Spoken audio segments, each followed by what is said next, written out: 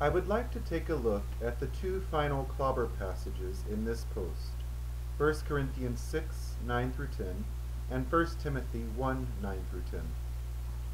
Both of these passages present lists of vices that the author states will prevent people from experiencing the kingdom of God. The debate on whether or not these verses condemn homosexuality surrounds two Greek words, arsenokoites and malakoi. A simple look at how various English Bible versions translate these words show that the words are ambiguous in their meaning, and that there are many choices as how to translate them. Our research into these two passages will first show how some English Bible versions translate the specific words arsenokoites and malakos. Then we will see that consensual homosexual sex and effeminacy are not the best translations for these two Greek words. First, let's take a look at how some modern English Bible versions translate these two Greek words. The King James Version, arsenokoites, abusers of themselves with mankind. Malakoi, effeminate. The New American Standard, arsenokoites, homosexuals. Malakoi, effeminate.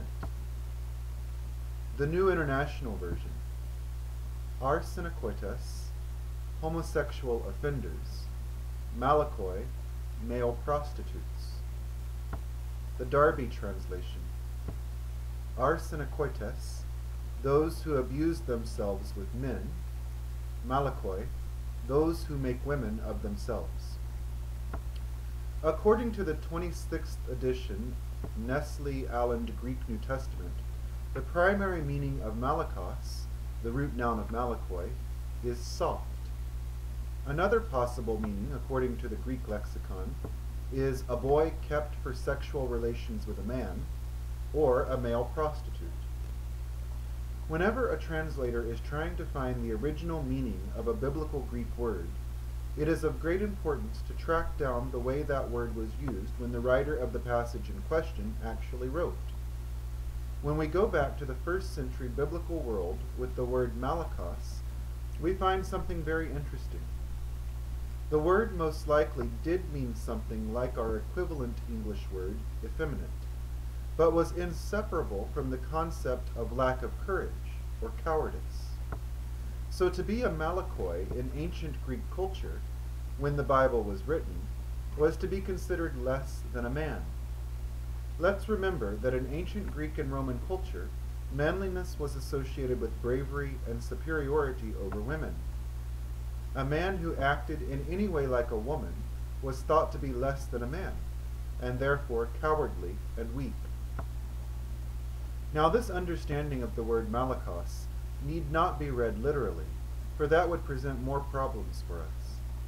I do not think the author's original intention was to say that a literally effeminate man could not enter the kingdom of heaven, but rather that moral courage and ethical bravery is a necessary trait of a Christian. I can think of many queens who have limitless courage and bravery. The likelihood is that the author of 1 Corinthians was not writing about sexual wrongdoing with the word malakoi, but was rather writing about lack of courage and inability to live according to a set of principles. If the author wanted to refer to a submissive male in a sexual role, he probably would have used the Greek word kenaidos, which was a common Greek word to refer to men who took the receptive role in male-to-male sexual relationships. The word arsenokoites is a bit more difficult to translate. The word had never been used before 1 Corinthians 6:9. It is probably the case that this word, which was coined by the author of 1 Corinthians, was coined from Leviticus 18:22 in the Septuagint, the Greek version of the Old Testament. Arseno is a Greek word for man, and koite is the Greek word for bed. According to Philo, a Jewish philosopher of the first century, the term referred to temple prostitution, since that is also the context of the prohibition in Leviticus 18:22. Understanding arsenokoites to refer to shrine prostitution is a commonly accepted meaning of arsenokoites in the 1st century. This makes even more sense when we understand that temple prostitution was a daily feature of 1st century life in the city of Corinth, and that such a prohibition would have made much sense to the readers of 1 Corinthians. Another important thing to remember when looking at the word arsenokoites is that it is a compound word, as noted above.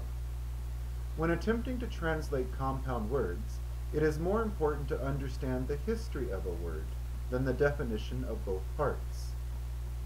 As a modern English example, the word butterfly does not mean a fly made of butter.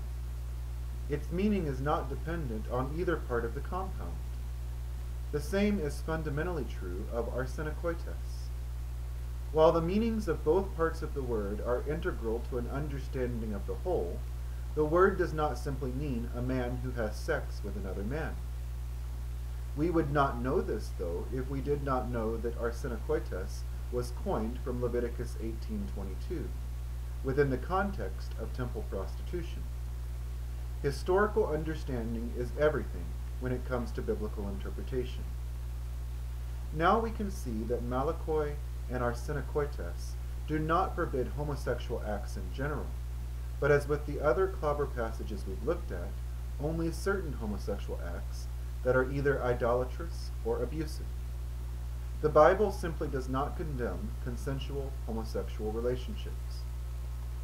In my next post, I will look at John chapter 1 as a celebration of coming out, and I will continue with a series of posts on queer positive biblical passages. Until then, peace be with you, and as always, feel free to email me with comments or questions at gaychristianteens@gmail.com.